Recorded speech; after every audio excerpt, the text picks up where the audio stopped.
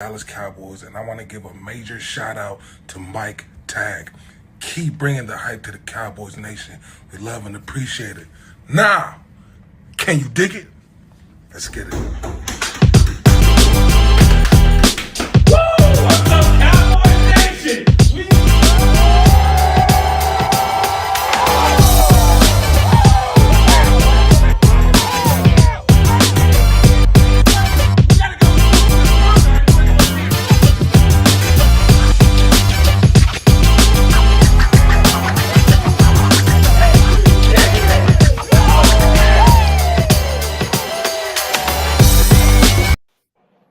What is up? It's your boy Mike Tag. Where is Kelly? Where is he hiding?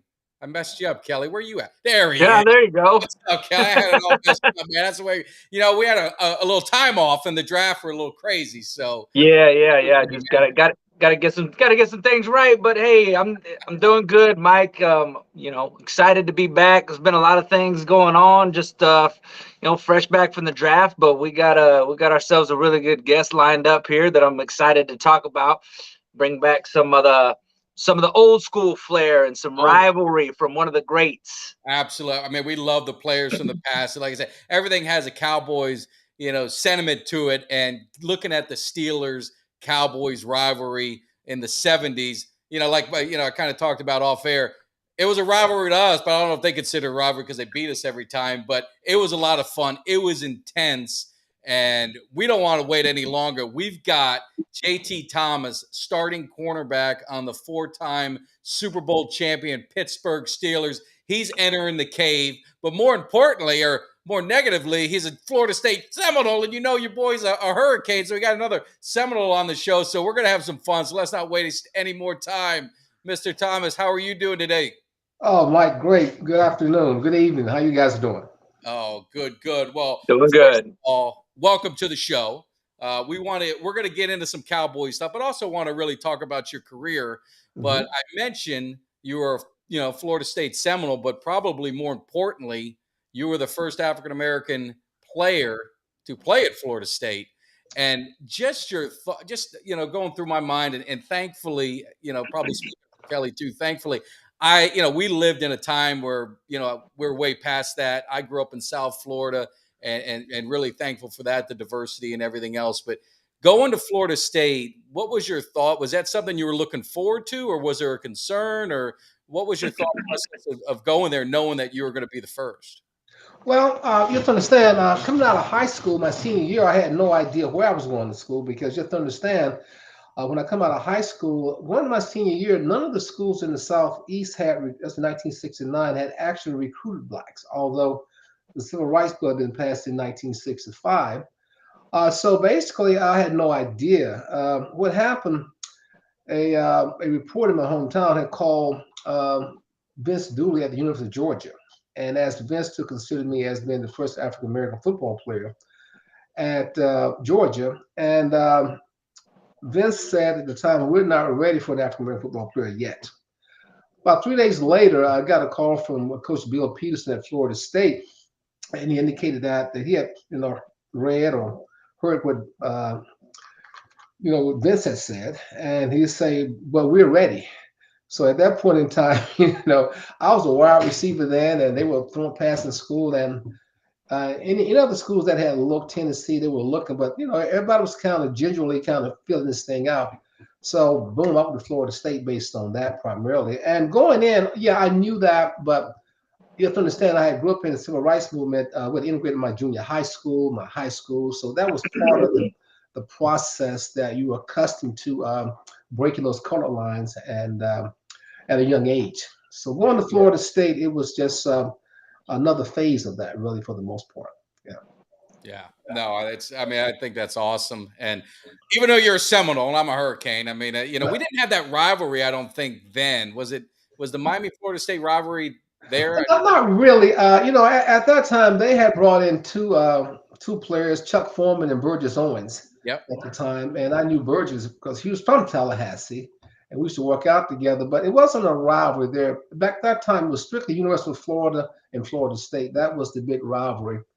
And Miami came on, I guess, in the Biden era, is when Miami became a powerhouse there, and that became a huge rivalry. Yeah. Yeah. Well, we're Yeah. we're here to talk Cowboys, and I Yeah. know Kelly. I know we're amped up. So being a wide receiver though, and then going to cornerback, you were the first round draft pick of the Steelers. So did you play wide receiver your whole time at Florida State, or did you? No, not at all. Matter of fact, when I went there, they switched me going into my sophomore year. So when that first year started, I was upset, and there was a lot of protests going on about the switch. Mhm. Why are you switching him to, because Barry Smith was also the wide receiver. We were called the Gold Dust Twins as freshmen. We had Gary Huff, this great quarterback. So we were pissed because our goal was to set all the records and break all the records of Florida State. And when they switched me, I was upset. And then I came to the, I guess the conclusion. I said, okay, well, regardless of where I play, I'm gonna play. Yeah. And so there, and obviously, and probably the greatest thing happened to switch me, because obviously I ended up going to pro, spending 10 years in the NFL. So yeah, but I was a wide receiver, and they recruited me as a wide receiver, not as a defensive back. Yeah, I've always been curious about that, because a lot of times kids are coming out of high school, or even going into college, or playing one position, transitioning to another.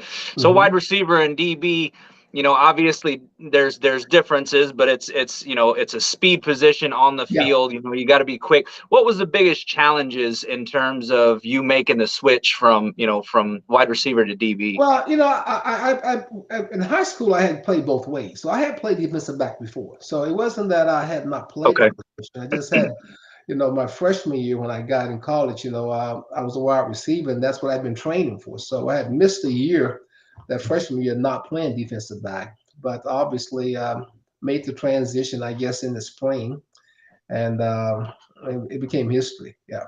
Worked out well for you. Yeah, those two positions are very similar, for the most part. Yeah. Right.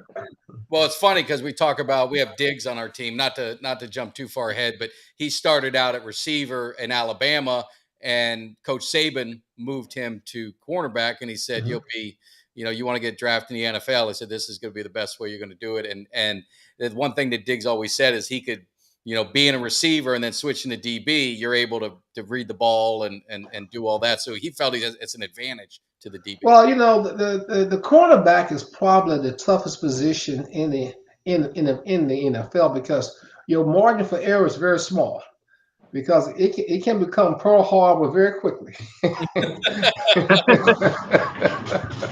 Yeah. And it's funny because that's what whenever sports or something, I would tell kids is you got to have cornerback mentality. Yeah.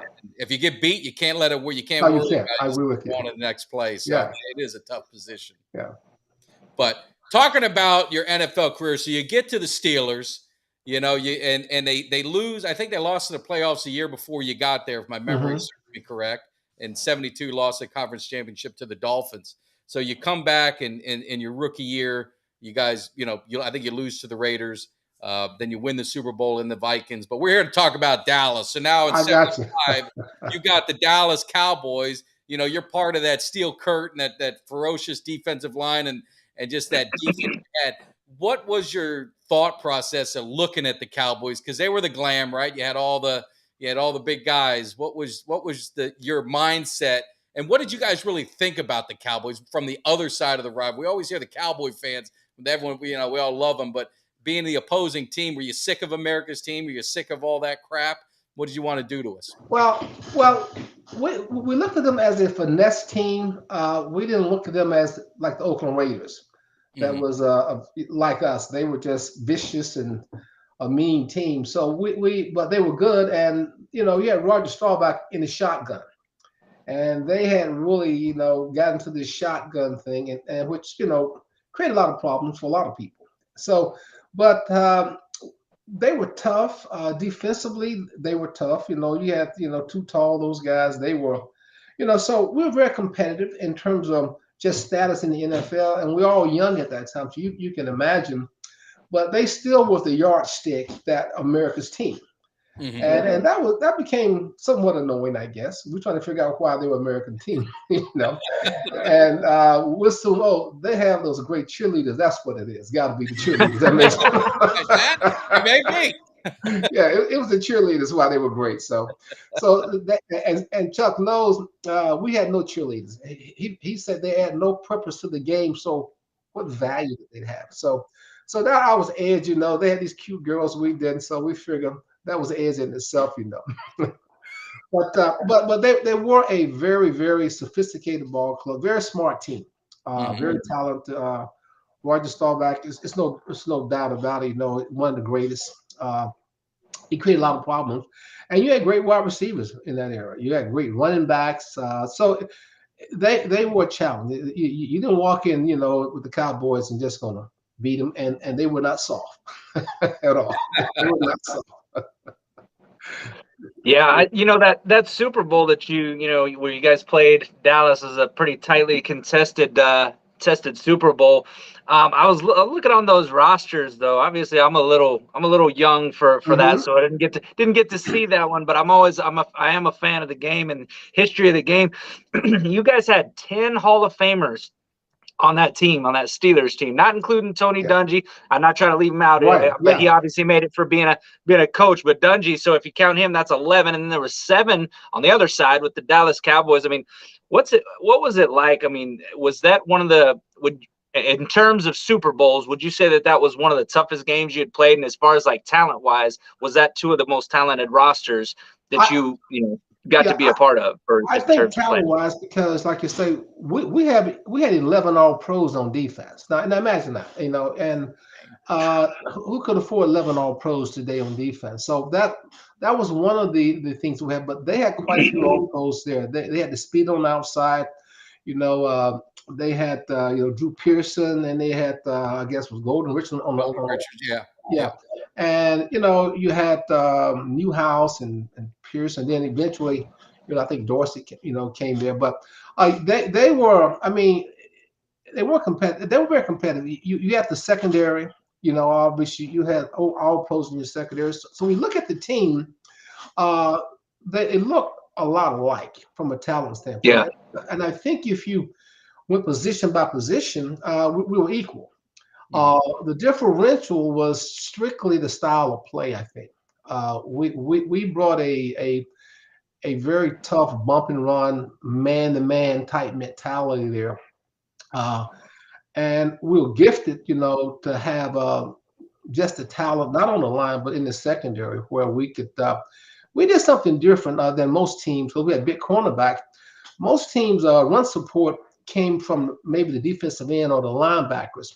In the Steelers scheme, all the run support came from the secondary, which means that you needed big cornerbacks that could run, and play bump and run at the same time, support the run. So our scheme was to attack the run from the outside and really to put Joe Green and Ernie Holmes in the gap. So in other words, between both centers, and nothing come up the middle. So you're forcing everything back.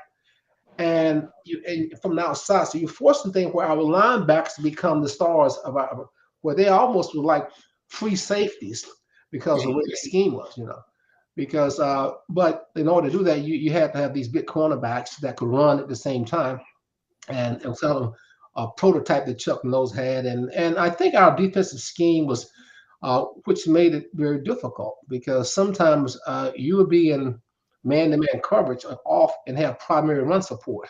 So you had to be very proficient at reading the run versus pass or play action. Yeah. And talking about you on the defense is obviously you had a big game. You got an interception, if my memory serves me. I think you had a fumble recovery. Was that on a punt return or? I'm trying to remember. It was a tough game. It was. I know Drew and I had a couple of battles that are going on during the game, and he was a very deceptive receiver, no doubt about it, but very smart receiver, understand. Was Drew Pearson a big talker? Not a whole lot. Even like I wasn't either a whole talker. He kind of performed there, but he wasn't no pushover.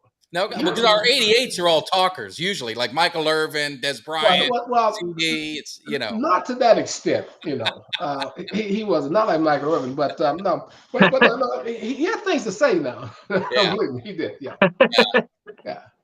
Well, and one story and I want Kelly to jump in. So I don't know if you know the name. Do you know the name Percy Howard? I've heard. Yeah, I'm trying to think. Yeah, He was a wide receiver. One of you guys knocked out Golden Richards. I don't know which one it was. It you or Mel Blunt? I don't know. Might have been Wagner or Mel Blunt or Glenn Edwards. One of them. Yeah. Well, Percy Howard came in the game late.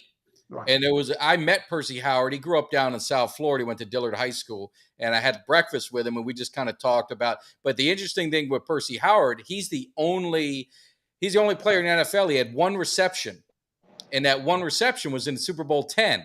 Oh, really? And he beat Mel Blunt. Mel Blunt. And he said that Mel Blunt said something to him, but Percy Howard was like 6'4", and he ran like a 4.2. He had unbelievable speed. Never played football. As you speak, I know what you're talking about. So, I think at the end of the game, they threw a Hail Mary to Percy Howard, and you were one of the guys that blocked it. But right, yeah, I remember that because Glenn Edwards and I was there. That was a Hail Mary. I definitely remember that. Yeah, definitely. Yeah. So he said Mel Blunt was a little bit of a talker. Yeah, Mel talks smack all the time. Okay. He was, Mel Blunt was in his own world. See, Mel figured everybody was a jackass, and he was the only thoroughbred on the field. Everyone else was a donkey except Mel. True that. Well, you played cornerback in an era that I just it feels like the old style of football was a lot more physical. The rules were not so much catered and slanted towards the offense that they have now. As far as being a cornerback, did you pride yourself in being a more physical style cornerback? Yeah, the thing about it, I grew up in an era where we didn't play zone, a lot of zone. And bump and run was something that you developed. So basically, the Steelers, we were bad at zone defenses, very bad. We just couldn't play zone because all your life you've been conditioned to play man to man. So we played a lot of man. And bump and run was the technique that you felt comfortable in. I felt uncomfortable in zone because I had the 6-7 yard cushion here, and I felt that I was very vulnerable. So it's just how you condition and wired. So the bump and run, and we were big cornerbacks, and we ran, and we all ran in the 4.4s, and that was on Bermuda grass, I guess, and with those big Riddell shoes on. So and the 4.4s we was running, that wasn't our police speed either. So you have that, and really we just practice a lot of bump and run, and we just part of very natural for us to do so. So we felt we had an advantage, and Mel and I probably was as big or bigger than a lot of wide receivers in height and size. So our secondary somewhere between 6'2" and 6'3". Mel was 6'3.5", whatever. Between 195 and 210. So we had a large secondary when they want that. Most guys, even now, they're 5'10", 5'11", 185, 190. So we were big cornerbacks, and we pride ourselves on that. But like I say, it was man to man. And right now, the only difference now is that guys are not taught to play man. They don't develop those skills in high school or college. They play zone. That's why they can leave college and come right into the pros. They play a lot of zone, and the whole psychology is to allow them to catch the ball. And don't get beat deep. And our philosophy is that you don't catch the ball at all. And the bump and run hasn't changed. They came with the Mel Blunt rule, they call it, but normally on the bump and run, if you don't get the jam in that first jam, it's the foot race anyway. The only difference in the rule change is that you can't get another hit down the field. We had the psychology of hitting you here or down here, and you didn't know where we hit you at. Plus, if you cross the field, a linebacker could take you out. Right now, receivers, so back then, receivers didn't come into the middle. You have to be a very courageous come in the middle of the field because a linebacker would take. Now these guys run all across the field between the linebacker's leg and play with his gonads and, and not afraid of anything. So Yeah. I think that's the biggest change because the 5-yard bump, if you didn't get that bump in that first 3 or 4 yards, you didn't get it. So I think the game changed primarily to allow receivers to play catch. Yeah. Well, Well, it gets me kind of to bring up my next point. There is, I understand the movement towards, safety and stuff, but it feels like with the whole defenseless receiver thing, it feels like that rule right there really kind of, you see DBs laying off a lot of times, and I mean there's a lot of plays where a play could be made on the ball.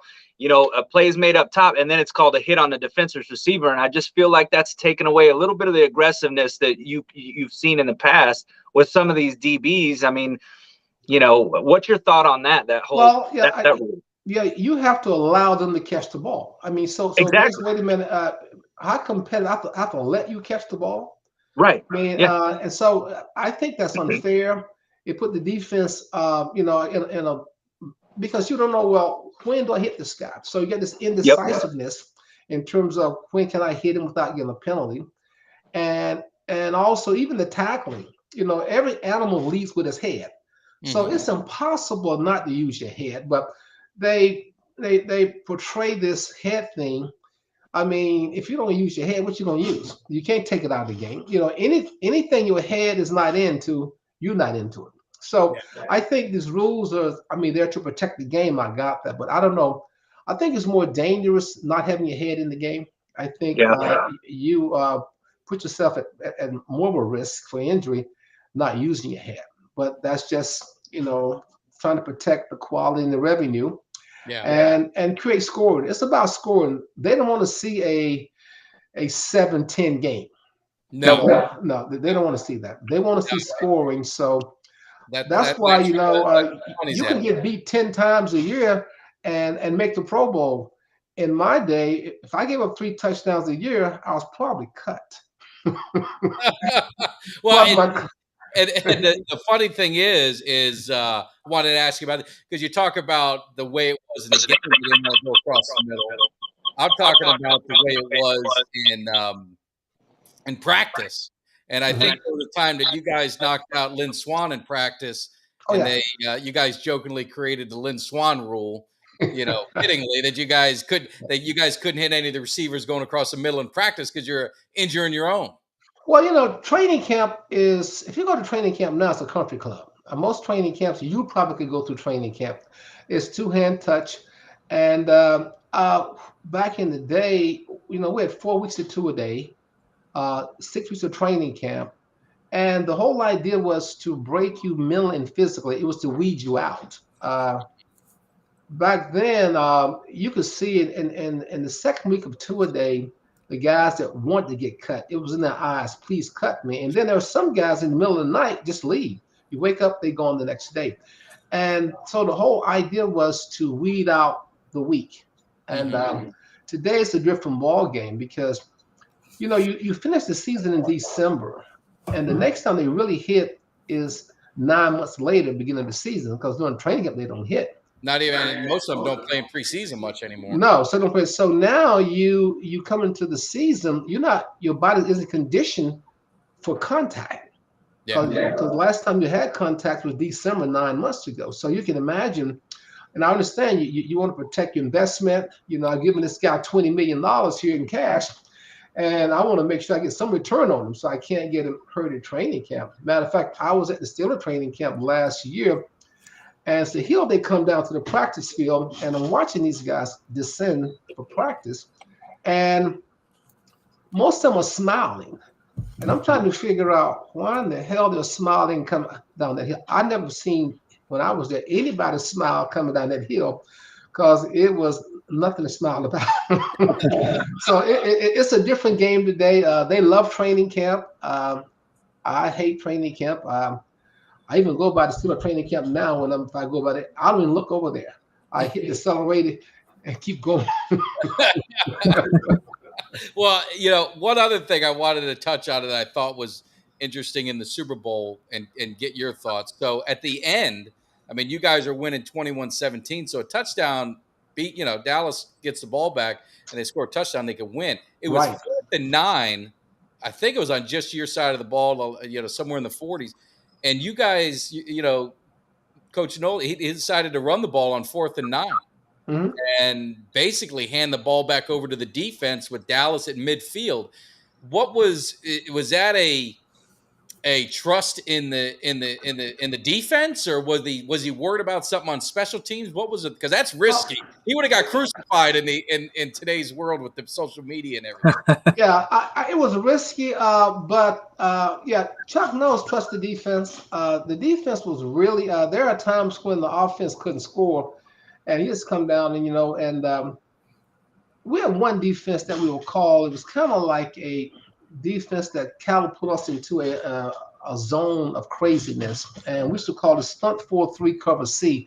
And bottom line, what it was, you have 11 guys on the line of scrimmage, and you take your guy out. And it was a psychological coverage. It was in our scheme of things, but when Chuck comes down and he will say, write them off. That's all he say. When he said write them off, it's kind of like this nuclear attitude comes over, because now you take the guy in front of you.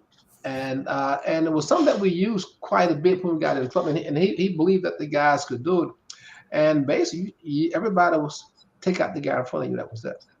Yeah. It was in bump and run. 11 guys on the line of scrimmage. We wasn't hiding anything, and it was a psychological boost edge. It's something that we went into a freak arena of thinking.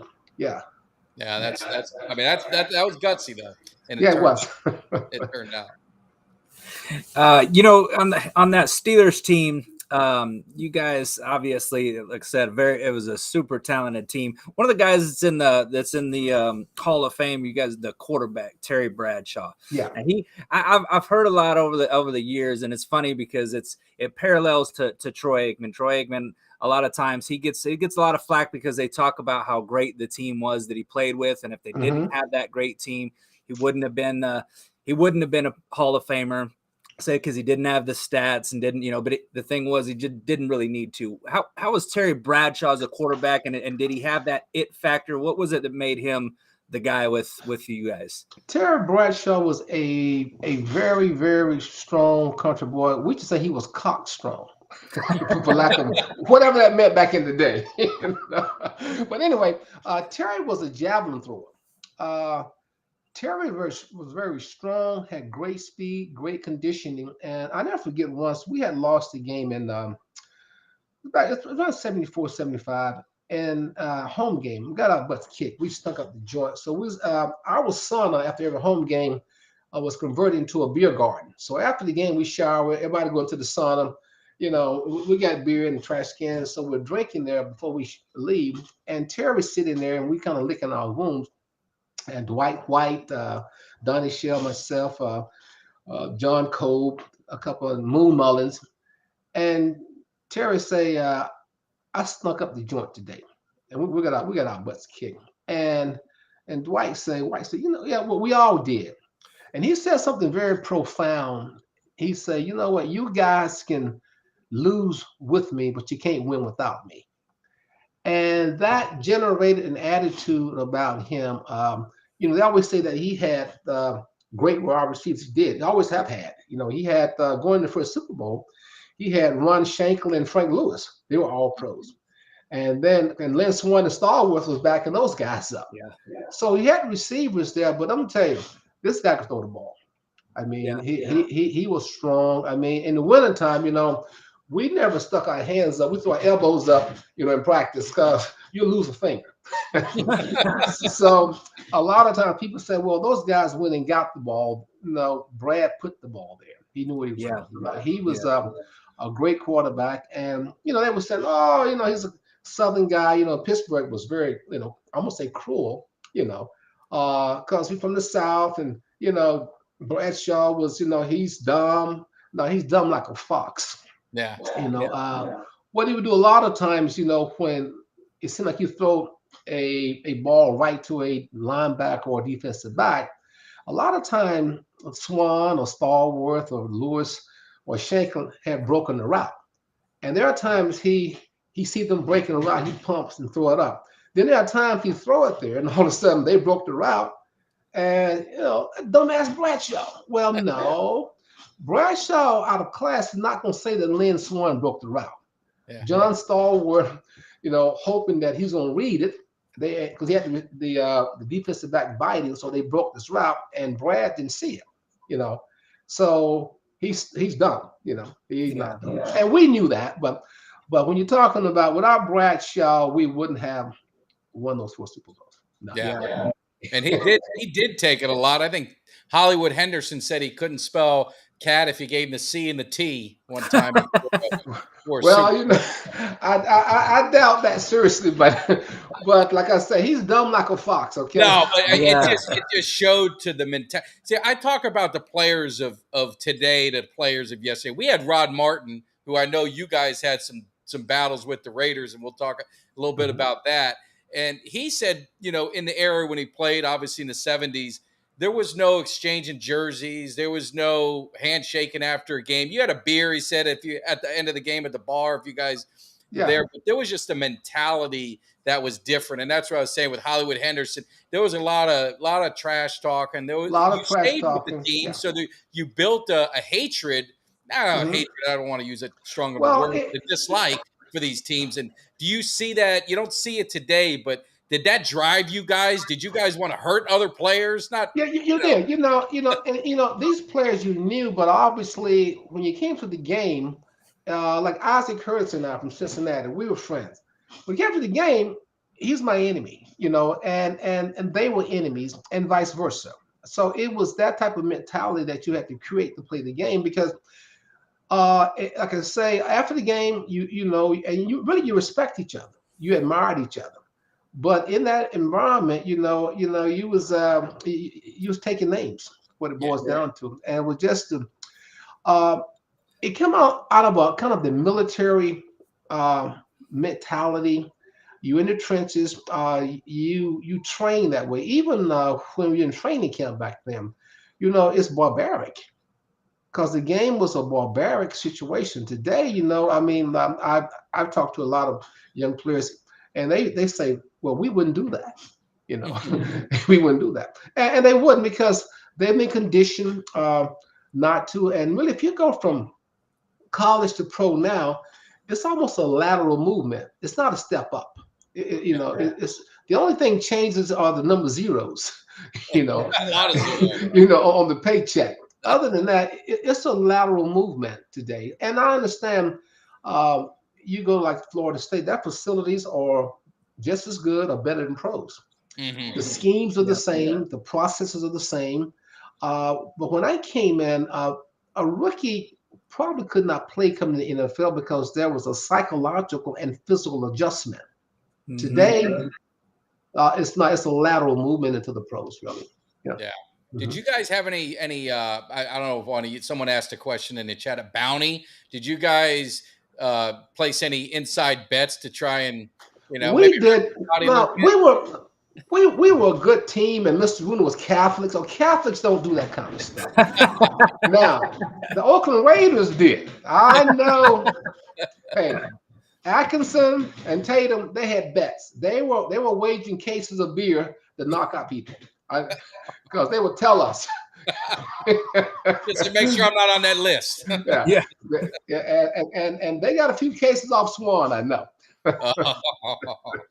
But and Kelly, jump in. I know you want to ask something. No, I was just gonna say when it came to the bounties or just the dislike for other players, was there obviously you went up against Cowboys multiple times and that was kind of a rivalry, Steelers Cowboys. Was there any one player on that Cowboys team that you just particularly had a dislike for? Not really. You admired them. Too Tall and Harvey, those guys, they all knew I was. So you kind of compete with them. You watch their game, they're watching your game. So it was a kind of a complimentary, condescending love, for I like that. lack of what they were. Because one of my Aaron Kyle, Oh, who for was a a Cowboy. defensive Yeah, back, he and I played the same position. We worked together one year in with the government Department of Commerce, and he told me, say, after you guys played in Super Bowl X, he say Landry came back and trying to figure out how you guys beat our ass. And he said that he saw what you were doing defensively. And he said he came to the conclusion that it wasn't so much your strategy. He said you had this talent pool. It was based on talent. So he kind of didn't give much credit to the strategy, but he say it's the talent, because the things you guys were doing, he say we just could not do that. And it's very interesting revelation. We worked 2 years together. And he said, we went back and obviously you guys beat our asses. We want to see that's how they did it. And he said, we just could not do the things that you were doing. And he said that Landry concluded that you guys' main system was built off a unique talent structure that you had. And I never thought about that, in that way. And although I think we had some great schemes, but we did have some unique talent. I'm going to say, yeah.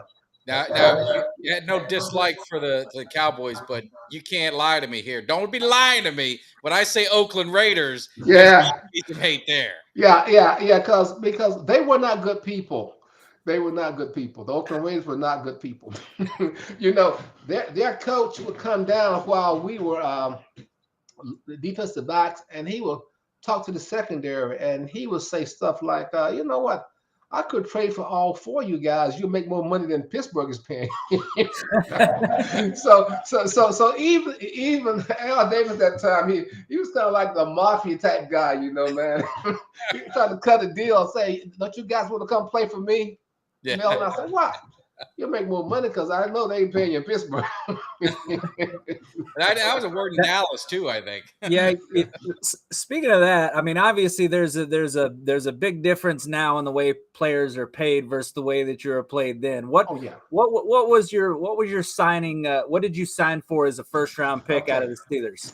Well, back then it's probably similar to now. The structure, the owners got together and they all decided what a number one's going to get, a number two's going to get. I mean, always, because we all got the same thing. Case in point, my rookie year, there were 4 defensive backs winning the first round, which was kind of freaky because I had no idea I was going in the first round. But anyway, and we found out that our signing bonuses at that time, number one draft choice was $50,000. And so basically, when you add all your salary stuff up, you make that's $100,000. That's a lot of money. That's a lot of money in 1973. Because if you come out of college, the average college graduate was making 9 to 12. So you got your buddies from last year, they come out 9 and 12, and you're making six figure. That's a lot of money. Your parents don't make that. But the compensation back then was strictly based on performance. Mm-hmm. You had to earn the money. We had in our contract if clauses. They call them incentive clauses. And basically, I was more concerned about my incentive clauses than my base contract because there was more money there. And I had plan clauses like if I played 100%, 75, 50, 25%, money was tied to that. So if I crack a hand, a finger, a rib, I'm not coming out the game. I got a playing time clause. So you're going to play hurt. And so the money was always out there. Even one thing they did, the Steelers I didn't like, when I got there, I was the youngest defensive back because you had Mel Blount, All-Pro, Mike Wagner, Glenn Edwards. And they all had an interception clause in their contract, based on interception. Well, they wouldn't allow me to do that. Chuck Norris came and said, do not let him have an interception clause in the contract. And I'm pissed. They got one of theirs. And his ideology behind that or thoughts, well, we can have all 4 guys taking risks for running the ball. So I had to flip that and I say, well, I had a clause in if I only gave up 3 touchdowns a year, I get this huge amount of money. Mm-hmm. So my thing was not giving up touchdowns. And I didn't. So really, people don't realize this, that in our scheme, everyone threw at Mel Blount. No one threw at me. And I just asked Mel, I said, "Are you paying them to throw you the ball?" And back then it wasn't called a shutdown cornerback. Chuck Knowles called it easy day at the office. But Mel Blount got all the play. Now you don't throw at Mel Blount. Mel Blount is a beast. But the reason they threw at Mel Blount, believe it or not, in the pattern, Mel Blount was beat a lot of times. Now, Mel Blount claimed he wasn't beat. Mel claimed he set it up that way. Even Bud Carson, who created the Steel Curtain defense, he called him, "Hey, Soup, your ass is beat." No, I'm not beat. And you couldn't really win an argument because what Mel Blount, he had this, that's a certain gear that some guys have. It's not natural. Deion Sanders has this gear. Mel Blount has this gear. It's the same gear that, in Willie Coyote and the Road Runner, that gear that bird got when he hit that gear at the last second. There's some guys have that gear, and I've only seen a few guys that I've seen. Deion Sanders has that gear, where he's beat. No, he's not. Mel Blount had that gear because Mel Blount, we all ran 4.45s, 4.46s, but when the ball gets in the air, they turn it into some freak creature. And there are a lot of us. John Stallworth, as a wide receiver, had this gear, and I didn't have that. I mean, I ran track in college, but that gear is just something supernatural. And Mel Blount had that. So a lot of times you see Mel Blount in the pattern. I'm sure the quarterback said, "I got this." And Mel claimed he planned it that way. No, the guy faked your ass out, Mel. You just got this gift to recover. And so what happened in my situation, a lot of people didn't throw to me. And most teams throw 75% to their right, which is my left. That didn't happen a lot. So I didn't have as many interceptions, but like I say, I only give up only 1 year I gave up more than 3 touchdowns. And I think I gave up 5, but they didn't know that because it was all inside the 20. So you didn't see who got beat. But yeah. We had a question. It was who do you think should be in the Hall of Fame that's on that team? Is there anyone? Well, I think if we had the media coverage and back then they had 2 or 3 cameras, and they come in pre-focused on who they're going to focus on. So I think, like I said, we had 11 All-Pros on defense, so it's hard to pick. You can't put them all in there. LC Greenwood. I mean, you got Dwight White. That Steel Curtain defense. We only have one guy in there is Joe Green. And because we have so many players, and we didn't have the media coverage where everybody got their own camera today, you subject to the media. And back then, most reporters talked about out of the 49-man roster, maybe 6, 7 guys were the media guys, and that was around the league. So that probably on offensive line, we had Larry Brown, John Cole. These guys were just awesome offensive linemen, but they're not there. So when you got that many All-Pros on your defense, what do? You put the whole team in. You can't do that. Yeah. So one of the ones I was thinking on the Cowboys, and I've talked to a few people about this, and some were actually surprised. I forgot who I spoke to. Maybe it was Rod Martin or someone else, but Ed Too Tall Jones isn't in the Hall. I know. A great example. He's not even in the Cowboys Ring of Honor. Huh? He's not even in the Cowboys Ring of Honor. He's not even in. Well, that happens. It's all about who we're gonna market. There's always somebody in the kitchen making it happen that's not in front of the house. And that's just the way life goes sometimes. It's kind of like the spark plug in a car. You don't see it, but baby, that baby's fine. It's covered up. You don't know it's there. No one even think about the spark plug. Yep. Take that boy out, see what happens. And you have players on teams like that never get recognized. And sometimes it's their personality. Yeah, they just or the way they play.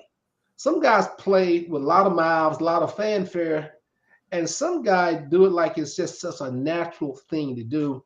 Well, he just did what he's supposed to do. without that. So yeah, they make it look easy. Yeah. So during your playing career that you had, going to the different stadiums, different cities, kind of going all around, was there one particular fan base or one particular place that you did not enjoy to play, or maybe you did enjoy to play because you like to give it to the fans a little bit just because of the interaction? Because I know We used to get crazy. You know, it was funny. Oakland's where we loved to play. Now we would hate it there, but we loved it because what happened. And I got a couple of Dallas stories too. I'm gonna tell you this. Okay? I'm gonna piss off the Dallas fan. But we walk into the stadium or they see us, and it gets so quiet you can hear a cockroach pissing when they see us. And that feeling right there, was something that, they all know us going in like there they are. Now, Super Bowl X, and I said, I'm writing a book, and I shared this story in this. We knew before the kickoff that we had won that game. I'll tell you why. We were coming down at the tunnels, and people, still a chant, and Dwight White had a towel swinging him. And we looked over, it was 10, yeah. And we looked over and we saw the Cowboys. And Dwight White said, "Look at their eyes." And their eyes was fixed. And I never forget the look on their eyes. You know that look when your mother say, your daddy know you've been bad, and when he gets home, he's gonna get you. And when the car pulls up in the driveway, how you look. That's the look they had, and Dwight White say, "We got their ass," before kickoff. They had this look on, and on their eyes. I was Preston Pearson. We saw him. It was just this look, and and we're coming down, and Dwight White is directing the crowd on the Steeler fight song with a towel, and they just singing. He's the director, and we saw the Cowboys very stern. The eyes were glazed, looking, and Dwight said, "Look at their eyes," and their eyes were fixed. Dwight said, "We got him." Now you guys don't know that. That's the tip. You did get us. You did. So he was right. correct. He knew something. And you didn't play in the second. Were you injured in the second? No. What happened that year? I got sick. What happened? I didn't. I was on the team. Yeah. And I didn't play. I had developed a disease called sarcoidosis. I knew I had it. It's in my lungs, and I had lost my lung capacity. And matter of fact, Reggie White from the Green Bay Packers died from it, and also Bernie Mac. Wow. There was no cure for it. There isn't a cure for it today. And at that time, it was they knew very little, like today, very little about it. So anyway, I had contracted it early in my career, but it was dormant. It was there. I knew I had it, and then it flared up. And I played a year with it. Then the next year, they decided, the doctor, you need to stay out and see where it goes. And I was lucky to come back, obviously, and overcame it because, and I just there was no medicine, there was no doctor's opinion on what to do. So I took it upon me. I say something hit my body that really got to my immune system, almost strengthened my immune system. I had lost 50% of my lung capacity through scar tissue, and they was concerned would they be able to breathe. So I started jumping rope. Dr. J was in town doing a movie called The Fish to Save Pittsburgh, and he was rehabbing the knee. And he said, "T, you ever thought about jumping rope?" I said, "Man, girls jump rope. I'm not jumping any rope." He said, "Try jumping rope." I couldn't jump for 2 minutes, but I got to the point of, he said, "Just keep at it." I got to the point of rope, I could jump rope for an hour and a half, nonstop. And so I created this cardiovascular system that was just off the chain, although I had scar tissue in the bottom of my lungs. And when I came back, I think I ran the fastest 40 time the following year. I think I ran I ran a 4.5, but I ran like a 4.44, you know, Mhm. and I know, I mean, like I say, I probably could run it before, but I never had done it. But coming back, I had to. So that was a tough time, but probably the best year of my life, though, because I got out the game. I'm on the outside looking in, and the Steelers had hired me as a scout. So I was scouting our opponents 2 weeks in advance, and if I didn't come back, they said, "Okay, well, you can come in the front office." But I did come back, obviously, and we went on to Super Bowl 14, etc. You know, but it was probably my learning tree, and I learned a lot about the game, and I came back to get out the game, and Yeah. and a lot of my teammates was kind of concerned. They were afraid because most guys don't know how to retire or how to get out the game. You know, they're afraid to leave. Yeah. And so they kept asking me, well, how was it out there on the outside looking in? And it was tough because you don't think about it. But that year was probably the greatest year because it gave me a perspective about life and about the game. I looked at the game differently, you know, and when I came back, yeah. Yeah. And I mean, and looking at the players today, and it's hard to get out. Like you said, you can be younger, and some of these guys retire when they're 32 years old or 30 years old. And what do you do the rest of your life? And so That's true. I think that's a hard thing in the NFL and all sports. I think It is. It is. doing something since you were a kid, and you get out of the NFL. And I mean, do you have any advice to a lot of these these players about your situation? Yeah, I think today the advantage they have when we came into the league, my goal it was not career money; it was job money, and we used to call it springboard money. It was money to springboard you into your life works. You knew that you couldn't settle or retire after the game. So my goal when I came in, I'm gonna get 4 years or 5 years, get my pension, then I'm gonna get into whatever my life works is, get enough money and do whatever. Today, I come and get 5 years in, I'm set for life. It's a whole different mentality. So when you come in at 21, 22, you got $25 million in your pocket. Well, at 21 and 22 years of age, there's only three things in your mind and two of them twice. So,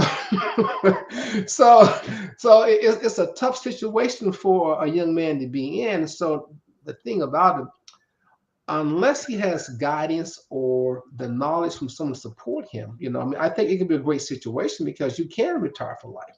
Yeah. But a lot of players are not have the support or the education or the maturity because when you're 22, you're invincible. It lasts forever. And I can't imagine at 22, having a $200,000 million contract and half of it's guaranteed. I mean, you just don't know what to do with that kind of money. You have no idea. And so I think the advice is to get someone to help you or to manage that money with someone you can trust and really get as much education as possible. I think with that kind of money today, there's much responsibility and knowledge that you need to ascertain today because it's a great thing and you can do a lot of things for yourself, a lot of people. I mean, and you get that kind of money, you have to ask yourself, what is my purpose in life? That's a purpose to get that kind of money. And I think, you have to find out is because it's not about me. I can only sleep in so many beds and drive so many cars. So now what is my purpose? So I think you have to find that purpose and that purpose is not about you. It's not about you. Well, when you talk about these young guys with getting all these big contracts and money and stuff, you started to see the NFL this new thing that's just recently started with the contracts is these fully guaranteed contracts. Yeah, now, it looks like that's kind of starting to be the way things are going. Are you a fan of that, or do you think that's gonna put franchises in a bad place? Well, no, I look at it this way. Okay, number one, if I'm an owner and I'm gonna give you $250 million, guaranteed, I look from a business standpoint. Most businesses are not going to pay out in labor costs of salary no more than maybe 30 to 40% of their gross revenue. So you have to look at the entire business model, and I don't think people look at it and say, "Well, I got all this money." Well, I mean, you wouldn't guarantee it if you didn't have it. knowing that this guy may not play, he may tear a knee up, and now you on for $100 million. Obviously, you got it. So I think my thoughts on that is that, and you always one play from retirement.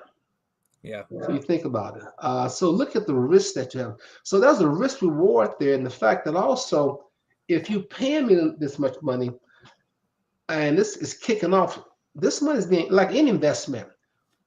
It's being kicked off from what? Something is kicking off $200 million to me. So let's back into that and see what that is. So now it makes sense because, oh, wait a minute, I'm generating this amount, and this just the portion that's coming to me. So when you look at it from that perspective and understand that, it makes sense. And like I said, it's a business. It's the unethical capitalism in America. and these owners make a lot of money. They're making a lot of money. My season tickets go up every single year. Yeah, I know. Yeah, it ain't hurting nothing. But no, and you follow the game now. Do you follow the game now? Obviously, are you close to the Steelers, or do you follow the NFL in general? Or I follow it. Obviously the Steelers I'm following. I mean, the NFL, do I? I kind of look at it kind of casually. I never really been what we call a football fan. Like the day I got drafted, I was asleep, had no agent, no one draft choice. I found out I was drafted about 6 hours after the draft. Wait, there was a story. Wait a minute. Your draft story was you went to Houston? Yeah. And you didn't think you were going to get drafted, or in the first round there was something happening. Oh no! Well, I knew I was going to get drafted. I was one of the top defensive backs in the country. Myself, Burgess Owen, a guy named Mike Holmes. We're the top DBs, but they weren't drafting a lot of DBs in the first round back then. Yeah. So I knew I was going. I said maybe third, fourth round, etc. And I went to Houston because there was an agent there that wanted to sign, represent me. Okay, so I flew out, my first time I had the Heineken beer and Chinese food, fell in love with both of them. And I decided not to stay for the draft because I've been poor all my life. Now this guy, he had Kenny Burroughs who called me. He represented Kenny Burroughs, And Kenny said, oh, yeah, this guy, I said, yeah. So I went back to Tallahassee, but what happened, I flew into Jacksonville, not knowing that the Greyhound bus, last time I rode one, went to every town in Florida before I got to Tallahassee. So I'm 12 hours in the air and 6 on the bus, so 18 hours there. I get back, it's 5 in the morning, and it's draft day. So I'm asleep. And so when the draft happened, I guess someone knocked on the door. I missed it. So by 3 o'clock, one of my teammates kicking on the door, and he said, T, you in there? I said, yeah. He said, Coach on the hall phone, no cell phone. And I walked onto the hall phone. He said, where in the hell have you been? I told him the story. He said, get down to the TV station. You're the number 1 draft choice of the Pittsburgh Steelers, So I had never, here's the thing about this. I never heard from the Steelers. I never talked to the Steelers. I thought I was going to Dallas, Miami, or Green Bay. I had got letters, emblems, the package from them. Even talked to a scout. I haven't heard or talked even from Pittsburgh. Pittsburgh hadn't won in 40 years. And, I hadn't watched them. So, who think about Pittsburgh? It was Franco Harris' rookie year was the first year in 40 years. So it went on my mind. I had no idea that I would end up in Pittsburgh. No. Wow. But it was a shock. And it worked out, obviously. Yeah. Well, I wanted to jump to something current, but you brought up Franco Harris. I mean, just, probably, a great player, but probably, I'm sure, a better person, everything I've seen and read about him, and the immaculate reception. So there's a lot of stories about it. Did it happen? Did it hit the ground? Or this or that? You were there. So, no, I wasn't. No, can you tell us exactly what happened on that play? No, I wasn't there. Oh, you weren't there for that? I wasn't there, but I got a great story of where I was. Yeah. I was in Palo Alto, California, in East-West Shrine game. Okay. I'm on the East team, and we were watching the game. And so what happened, guys going to bet. We're sitting there drinking beer, big pig on the table here. And so I don't know how to bet. So just for the hell of it, because of my nature, I take Pittsburgh. Didn't know Franco Harris Pittsburgh. So all of a sudden, I'm betting. End of the game, guys are hollering, "Hey, T, it's time to pay up." Now, there were 30 guys in there. I had betted $30 a head. Now, that's $900. Now, I wasn't too smart because I only left Tallahassee with 500. In the week, I'm down to 150. So I don't have, so I'm trying to sneak out. And all of a sudden, they say, "Stop, T." These two sous chefs, they're about 400 pounds, Samoan guy and a brother. They say, "You can't go out." So I'm sitting in the chair by the door, and I lost my little mellow high from the beer because I don't have $900. And I'm sitting there, I went to a Catholic school, but I'm Baptist, Southern Missionary Baptist. So I'm saying all kind of prayers. I'm saying Hail Marys. I'm saying Jesus be on time, all type of stuff because I don't have no $900. All of a sudden, I hear this roar. And they say, "Oh, no." And I look up, it is Franco Harris going down the side. I said, "Oh, my God." I say, "Hand me those two sabers there next to the pig." I got both sabers and put a pot here. I'm standing up in the chair here with both sabers. You can't get out the door until you drop your $30. I had $900. Now, I'm rich. I ain't seen $900 in my life. I'm flying back to Florida. I must have counted that $900 20 times. Now, the ironic thing about that, the next month is the draft. I get drafted by Pittsburgh. And then when I get to training camp, guess who my roommate is? Franco Harris. Now, did you give him any bonus money for that? Well, here's the story. At his 25th reunion, I was talking to him about this. He said, "You have to tell the story." So I told the story about the money. And he said, "T, you owe me." Okay. Ironically, now he and our friends, we business partner, we did a lot of things together. Coming up to the 5th anniversary, I said I wasn't coming. He said, "T, you gotta come." I said, "I wasn't there. I wasn't on the team." He said, "But you owe me." I said, "What do you mean owe you?" "That $900. I said, "What do you mean owe you?" He said, "Well, this is what you do." He said, "Look, calculate, you always punching those numbers in there." He said, "You punch in $900, at 10% for 50 years. I say, "Franco, where you get your 10% from?" "Well, God used 10%. I can use 10%. So the game plan for this big immaculate reception thing, I had to tell the story about the money and then tell the people how much I really owed him. He wanted half of that money.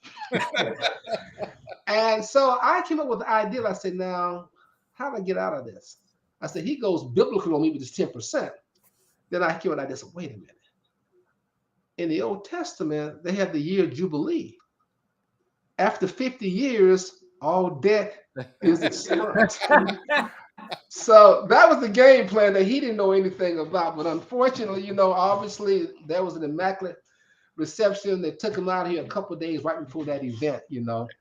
And that was that today. I'm still waiting for a phone call to some days from it.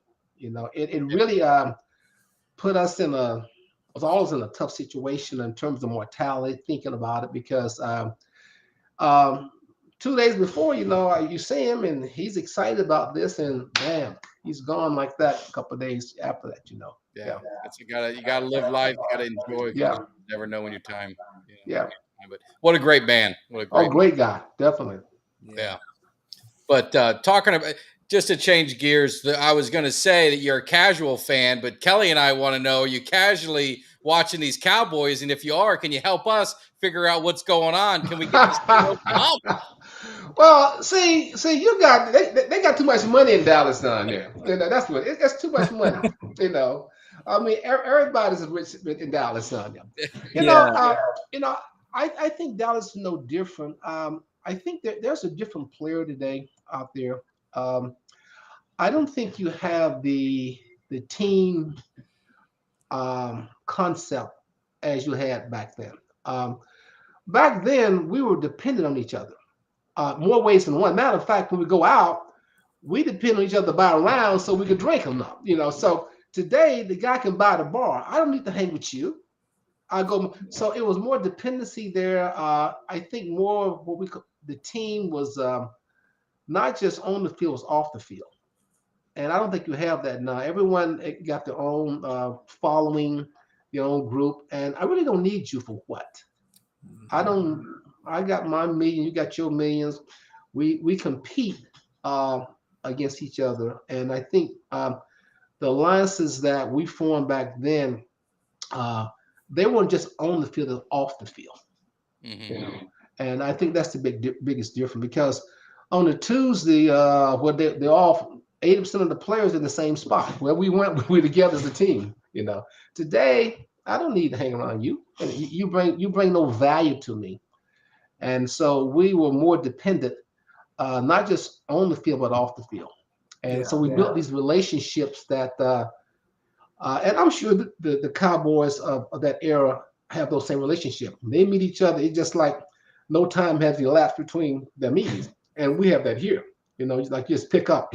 And today, I don't think those alliances or made at the same level because of the economics have changed. That I really don't need you. Yeah. You know? Yeah. Yeah. Well, I got a question from you being a former DB, obviously. So Trayvon Diggs, our cornerback is pretty darn good. Oh yes, yes, he is. Year before last, I mean, he had those 11 interceptions, and as a fan, that was obviously something that I thought I was kind of a historic thing. It hadn't happened, and I think it had happened one other time, and it had been 20, 30 years prior. But a lot of people talked about that and said that was something that interceptions are easier to get than sacks, basically was the whole argument. And that, he got lucky on a lot of these interceptions. But I mean, as a DB, 11 interceptions, I mean, does that not speak for itself in terms of the kind of talent that he is? Oh yeah, I think it's a great talent. Matter of fact, interceptions are tougher today because you can't touch the receiver. You can't take him off his game at all. You can't even when I played, we had the psychology of lining up. And I could jam you or not jam you. I could wait to jam you as you take off down the field. So you didn't know what I was going to do. Today, you can't touch me here. I could dance through the wiggly, the boogaloo, and you don't know what I'm doing. I can't touch you. So I think it's tougher today because they make it easier for the receiver to catch the ball. So I think it's tougher to have interception today than I did because I could distract you. Do so many things. It was a head game. The psychology of playing there, where you don't have that today. After 5 yards, the guy, you can't touch him because if I'm running backwards and I'm running backwards and you're a sprinter, 5 yards, you're not fast. You're going, and I'm standing there running backwards, and it's tough. And another thing I noticed. DBs today, they don't backpedal. They turn and run. So when I was playing, it was a cardinal sin to get turned. You didn't get turned until you're in the 12, the 15-yard. So you have to maintain that backpedal. If you line up 6 or 7, you have to maintain that backpedal for almost another 8 to 10 yards before you turn. Today, on the snap of the ball, they turn when you're already beat. And they just bail out. And I see that, and they teach that. So I'm trying to, how do you cover when you're already done? The receiver, he knows when you don't, and he got you turned already. Yeah. So I think it's tougher. So we got to get that many interceptions in today's game. Now, that's a skill set, that's speed. There's a lot going on to get that. Yeah. And I think the point you're kind of making is I get a lot of these. Tom Brady's the greatest of all time, and he's great. Don't get me wrong. I'm not just using him as an example, but I think it's so hard to try and say who's the greatest when you had different eras. I mean, Tom Brady in the 70s isn't playing till he's 38 or 40, whatever. What is he, 45 years old or whatever he was? He would be on a stretcher. Oh, there's no doubt about it. Tear it off. There's no way. So what do you hear when you get these guys? This is even wide receivers. I know Kelly's talked about it a lot. You got wide receivers now that get 130 catches in a season. I mean, back in the day, 40 catches for a receiver was. Well, put it this way: when I came in the league, there was a reward because of 1,000-yard reception award. Usually, one or two receivers had 1,000 yards. That was it. Yeah. Today, you have 3 or more players on the team with 1,000-yard reception. Yeah. So you can't compare the two eras. Could Tom Brady play in the Bradshaw era? No, he wouldn't last. Number one, Bradshaw had great speed. He was a big, strong bull type guy. And the thing about it, Tom Brady's been blessed with a pocket all his life. You know. And some referees in his pocket too. Let's talk about that. Right. So, and really the NFL, you know, really he was the flower child or the poster child for the NFL.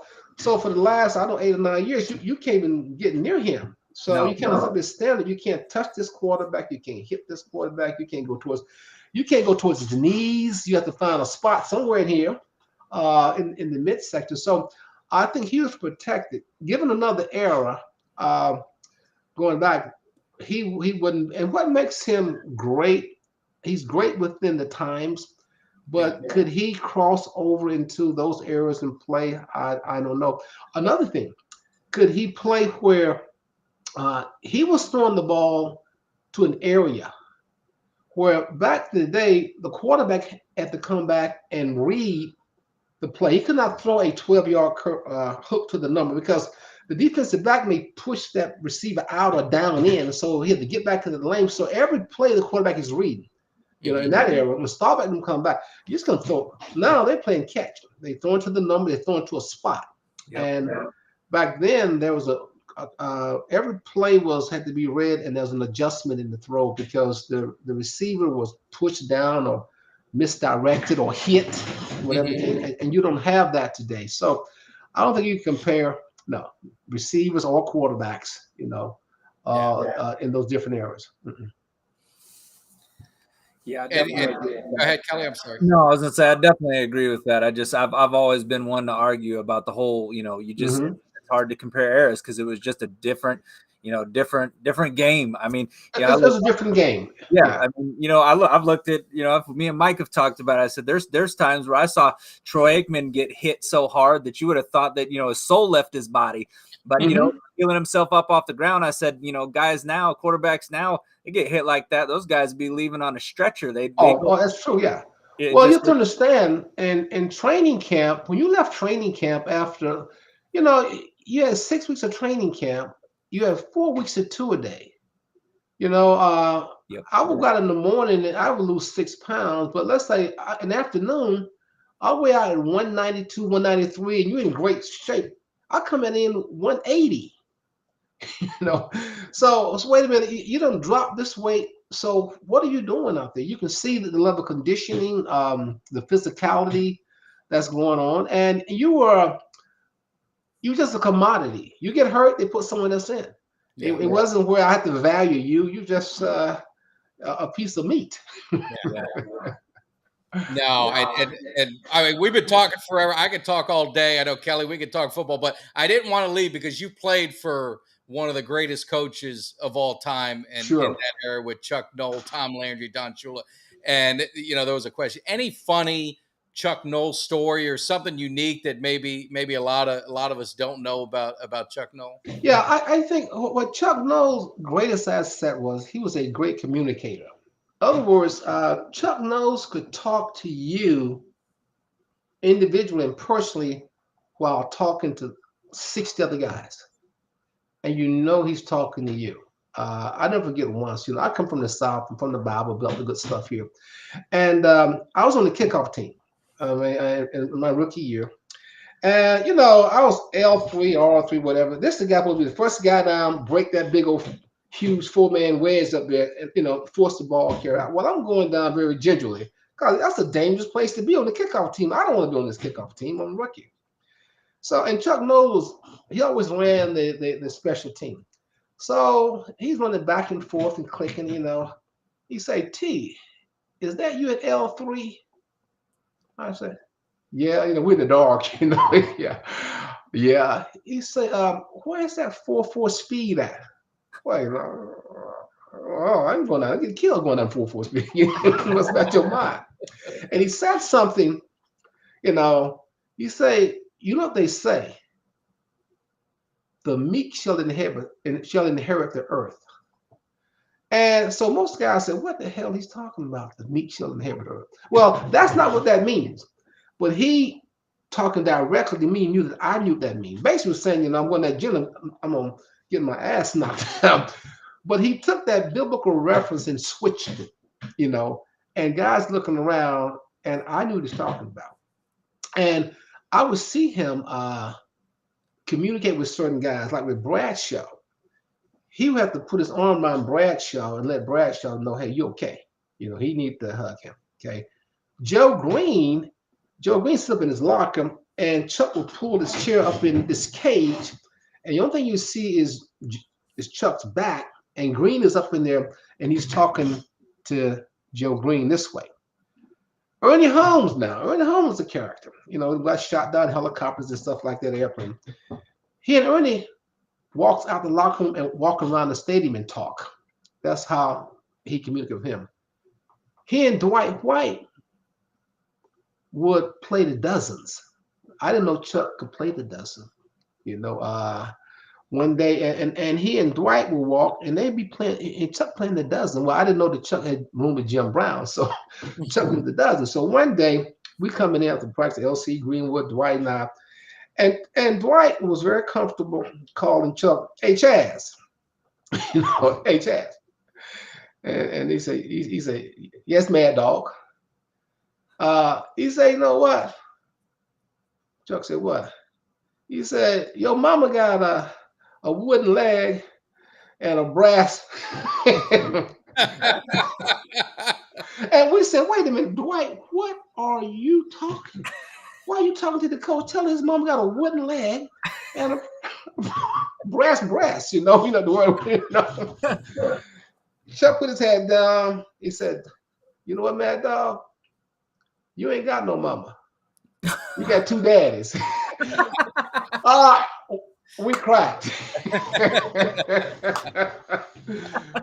but his greatest asset was his ability to communicate, and he communicated with every guy individually on their level. And he was probably one of the smartest guys we ever met because he knew everything about everything, and he knew you personally. Yeah, that was his greatest asset, and he could almost most of his game speech was not about the game. It was about your family, okay, guys. He had you thinking that the game was won before the game. He said, okay, guys, we had a great practice this week here. Okay. I know that's a party at Jack Ham's house after the game.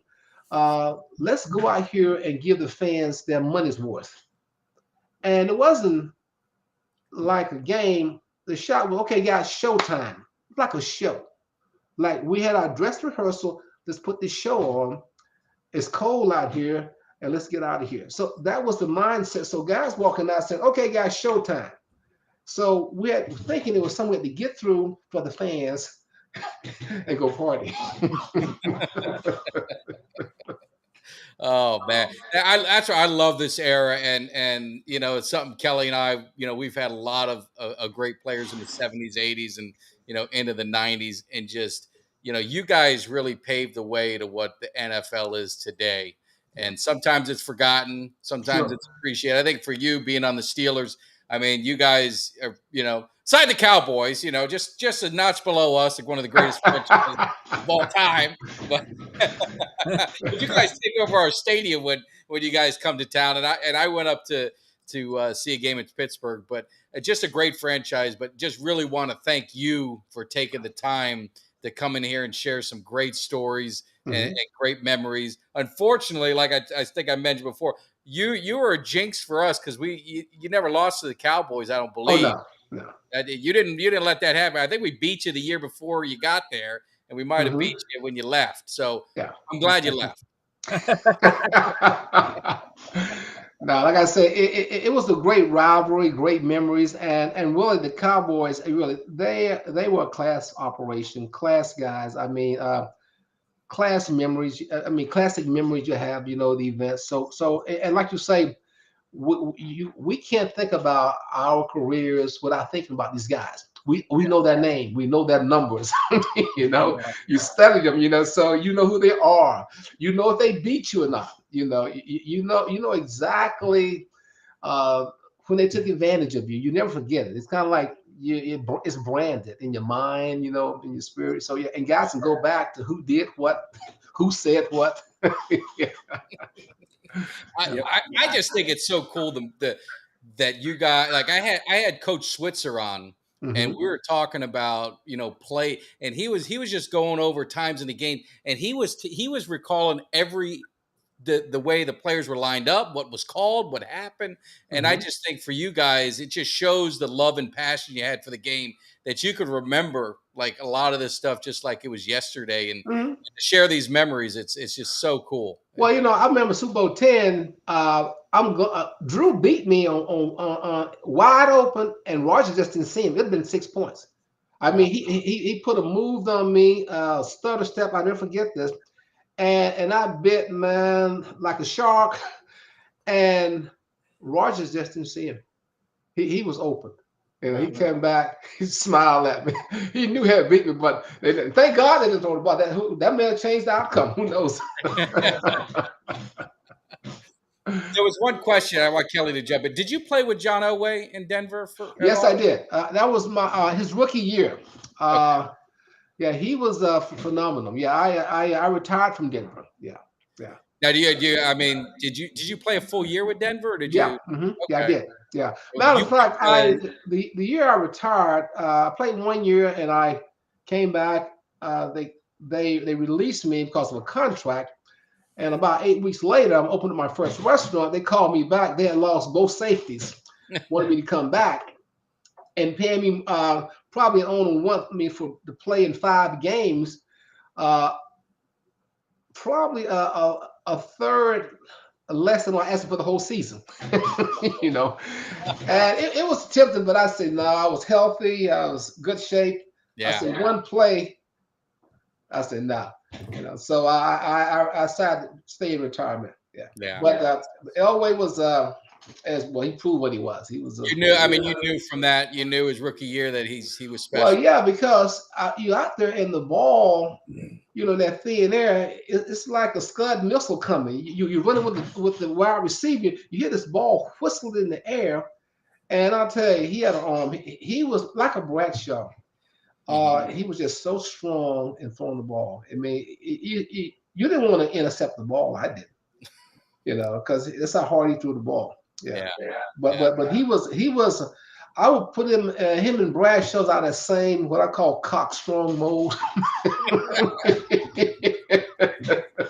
gonna have to look that up to see exactly what it means. And it come out of my elementary school days. I don't know what it meant, but I know it's something that's real strong. Well, you know, one last question from me. I always like to get, you know, from former players, and we've interviewed a lot of, you know, ex-Cowboys, former Cowboys, and the name that comes up for them in that era is always Deion Sanders. But when you were playing, who was the one person that you played with that just freakish athlete? You know, you just a person that when you watched, you were just kind of amazed by the talent. And who was that player for you? I would say Tony Dorsett. Okay. Yeah, Tony Dorsett. I knew him, and he played here at Pitt. I knew him, you know, here and worked out with him. But he was one of the most impressive guys for the Cowboys.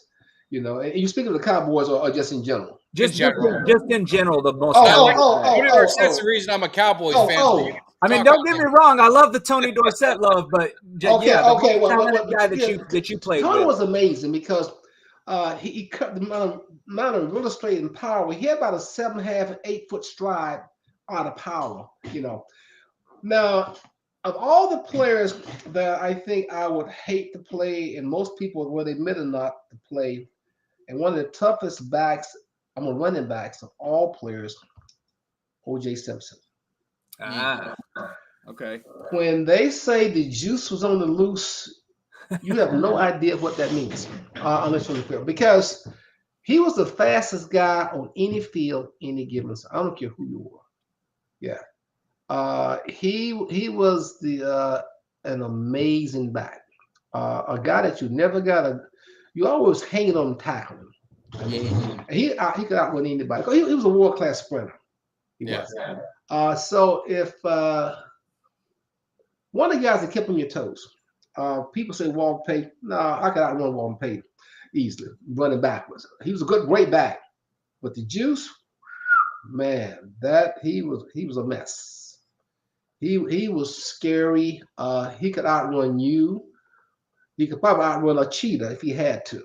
I mean, that's kind of athlete he was. He was probably the most impressive running back. And I asked him once. I said that, and he gave me an insight into his whole thinking. He and I was in the Pro Bowl together, and I'm riding over with him. He was doing a movie called the Tower in Inferno or something he was doing. And I would ride over and get his car. He go fly up and do the movie. And I say, Juice, I say, what is it that you be thinking about? He say, when I'm running the ball, I don't even see y'all. That's what you mean you don't see us. You see this black and gold tag in your butt after you. I don't even see y'all. What he said, only thing I see is pay dirt. And I say, you crazy, you see us. But after I thought about it, what he was saying, and great running backs, Tony Dorsett, like them, when they're running, they only see the goal line. He said, I only see pay dirt. They're not focusing on any player on the field. They react to them, but that's not their focus. You can imagine if you start looking at a Jack Lambert and looking at a Mel Blount, well, you don't want your focus because I may come and clothesline you. And what he said, only thing I see is the goal line. And I thought about that, a few years later. And the great backs, that's all they see. They don't see the defenders. They react to them, and because you see where they're going all the time towards the goal line. And I thought about that was a piece of insight that I hadn't thought about. All the great backs, what makes them great is that focus. Because you start focusing on the linebackers and the defensive backs, well, now you got to get a move. You got to juke them. That's your focus, not the goal line. And he said, only thing I see is pay dirt. And so, and that's what made him a great back. Tony Dorsett made him a great back. Also, the guy out of Detroit, what's the name? The Detroit Lions. Barry Sanders. Barry Sanders, same way. Billy Sim.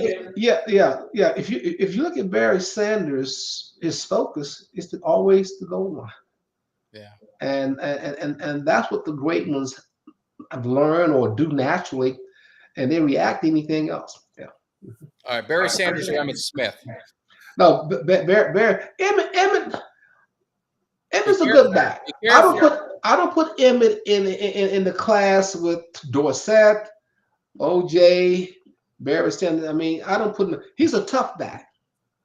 I think he's a tough back. I may put him in a class with Newhouse, although he had better numbers than Newhouse, but I wouldn't put him in that. I'll put him in the class with Walter Payton. Is it because he went to Florida? Is that why you're saying this? Huh? Because he went to Florida? Is that why you're saying this? No. It's just the fact in terms of the style, the speed. They were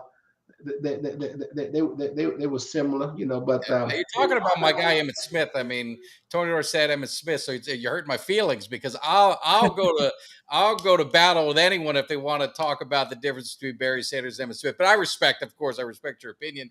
Yeah. But to me, if you give me a Super Bowl, I'll take Emmitt Smith. If you had one game, I'll take Emmitt Smith. Well, yeah, you take that with the Dallas offensive line. Here we go. Now let me get going. Now the Dallas offensive line that had Nate Newton, that was a journeyman playing at the USFL. Mm-hmm. You had Gogan, who was a journeyman. You had no Hall of Famers on that offensive line until Larry Allen years later. Yeah, but that got nothing to do with a Hall of Fame is just a label. There are a lot of guys in the Hall of Fame should be in the Hall of Fame. These guys were all out of shape, out of the league, most of them. And when Emmitt Smith didn't play, when he held out those 2 games, Dallas was 0-2, couldn't run the ball. I like The same Emmitt. offensive line.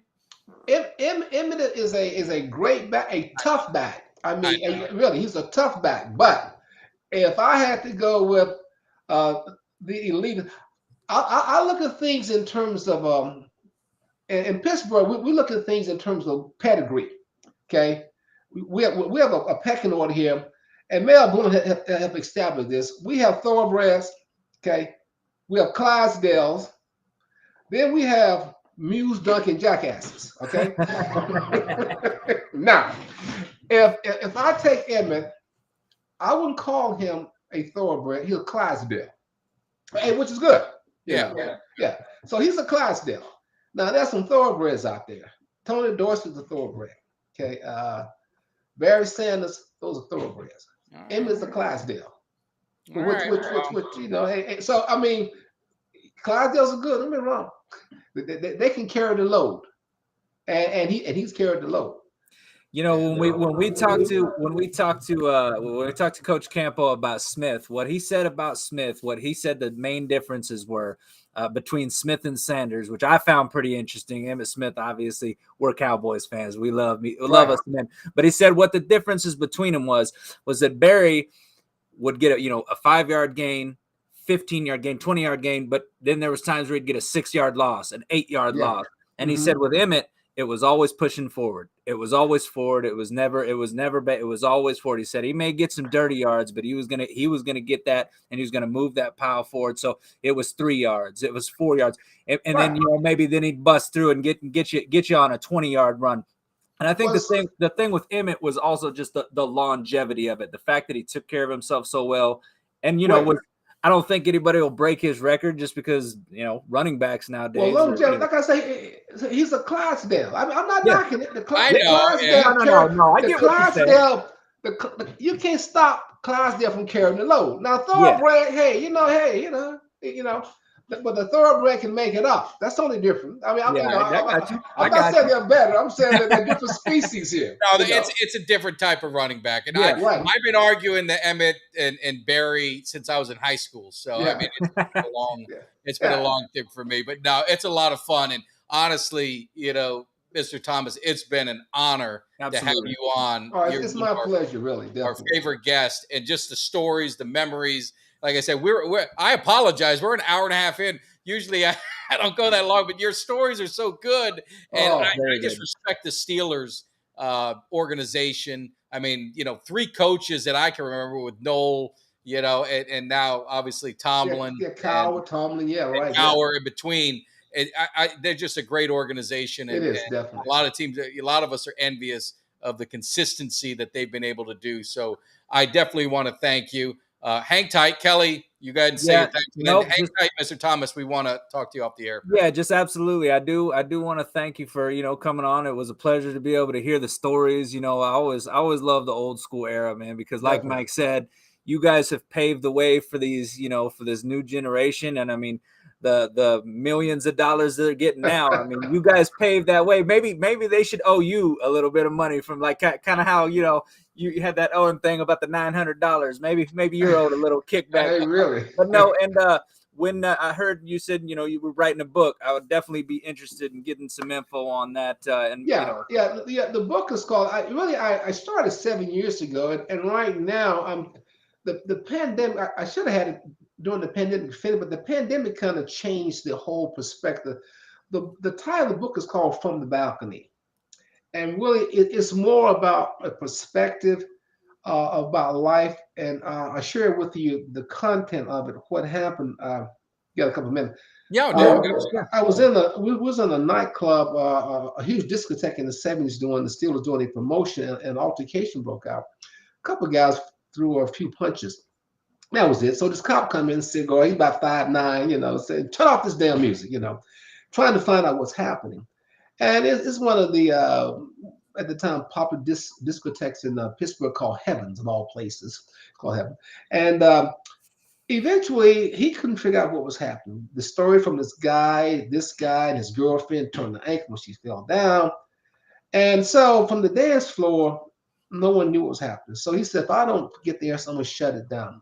Young lady on the balcony says, officer, I saw what happened. So we looked up to the balcony, and he said, well, what happened? He said, well, the dance floor was packed, and this drunk came through, bumped into this gentleman here, and caused a chain reaction. And he said, well, where's the drunk? Oh, he left 20 minutes ago. And I thought about perspective and how we view things. And when I was in the restaurant business, I would tell my managers, we had a situation. I said, let's go to the balcony. Or T going to the balcony. Because from the balcony, what you do, you take most of your five senses out of what's going on. And you can see further. On the day, we like the dance floor. A lot of bumping, grinding, interaction, but you don't know what's going on. And so when I started looking at my life and what I thought happened didn't happen the way it happened. When I started looking at the Super Bowls, and it's that kind of book, not so much about the game, but about life. And as you go to the balcony, each time you go, more cataracts falls off. And you start seeing things a little different. So while we won 4 Super Bowls at one time, great coaches, all pros, then there was something much deeper than that while we went for Super Bowl. So it's that kind of book about life. And the thing about that, as life evolves, you keep seeing new stuff. More cataracts falls off, which makes the books tough. And the pandemic really allowed me to see things I didn't see at all, And so I wasn't looking for a chapter to close the book on, and I didn't have one. Then Franco gave me a closing when he passed. Mm-hmm. And one of the closing was, I shared this last story, is that one of the things that Chuck Knowles had, that we were waiting on Franco. And he said with contempt, Franco's a guy, I should tell him, I said, you're always late to things. I said, you're going to be late going to hell. He said, well, maybe that's a good thing. They won't let me in. I said, probably won't. But he was always late or just coming in. That's just Franco Harris. And we thought it was late because mismanagement of time. But on the football field, it was Chuck Knowles coined this phrase, waiting on Franco. Most teams practice at the 50-yard line. Most plays in practice go 20, 30 yards past. They come up the huddle. Well, when Franco's in, he runs the play, first hit line defense. They go back to the huddle. Defense goes huddle. Franco runs to the other side of the field, makes moves, runs in the secondary. Now we got to chase his ass. He runs all the way to the goal line, so we pissed. We had to chase him every play. Then he jogs back. Well, this is getting into Chuck Knowles' structure of timing, because now he has to wait on Franco to get back. And everybody in the hall, we waiting on Franco. He comes jogging back every play. So imagine every play, this is what goes on. He runs 50 yards and jog back. He runs 100 yards every play. So we got to the point Chuck Knowles could not say anything about it. So he said it with contempt, but then it was like a complimentary tone to it. Here's a guy, every play is running 100 yards. And I thought about waiting on Franco and that habit there of us waiting on. Then I thought about how many times did we wait on him to bail our ass out. So my book, the last chapter is waiting on Franco. And because of what I found out about it, even with his time, reason he was late for stuff, not because he wasted his time, he was always giving his time to people. He would stop anywhere, talk, sign autographs. I went to an event with him and his wife once, and I introduced him. And he was the main speaker. So people are leaving. That's this time for us to go. Most guys go in, they do their thing, get the hell out. His wife takes off her shoes. I said, Dana, what are you doing? It's time to go. People are leaving. She said, you think we're leaving out here now? I said, yeah. He said, Franco will walk out with the janitor. I'll be damned. The custodian had wanted a picture and an autograph. When we leave this function, myself, his wife Dana, and the custodian is walking out while he locks the door, and Franco will give him an autograph and a picture. And that's kind of guy he was. Wow. Yeah. Most guys, they think, no, he's the last one to leave. And I'm figuring out, because I'm upset. I'm ready to go too. We walk in the parking lot. The parking lot's dark. All the cars gone. We walking out, and that's Franco Harris. Yeah. Yeah, that says a lot about his character. It says a lot about his character. Yeah, absolutely. Well, definitely, we'd love to have you back on when your book comes out, and we'll talk a little bit more about it, maybe getting us some more stories, because we love to hear them. And again, I can't thank you for your time. Hang tight. We're just going to end the show real quick, and then obviously want to thank you off the air. So hang tight. Okay, my friend. Thank you, Mr. Thomas. Appreciate it. Thank you, guys. Thank you. That was awesome, Kelly. Yeah, man. There's nothing like the old school, man. That saying is around for a reason. No, absolutely. So, guys, I hope you enjoyed it. This is what it's about. We want to continue bringing you great interviews. Again, we've got 2 more, because we've got this thing going where we want to hear the other side. We always talk about the Cowboys, and we like to tell people how great we are. We want to bring the other rivals to come in and tell us how great we are. So we've got, I'm going to say Redskins, because this was in the 80s, and we've got 2 Redskins. We got a Hog coming in. We got a running back coming in. So we're going to have a lot of fun in the cave. So stay tuned. Those dates will be announced, but appreciate you tuning in. We'll be back tomorrow, right? At 8 special time, 8 o'clock? Yes, sir. 7 o'clock? 7 o'clock Central Standard. All right. We'll be back. You guys see us tomorrow. We'll be talking all Cowboys. So talk to you soon. You guys have a good evening. Thank you. Cowboys.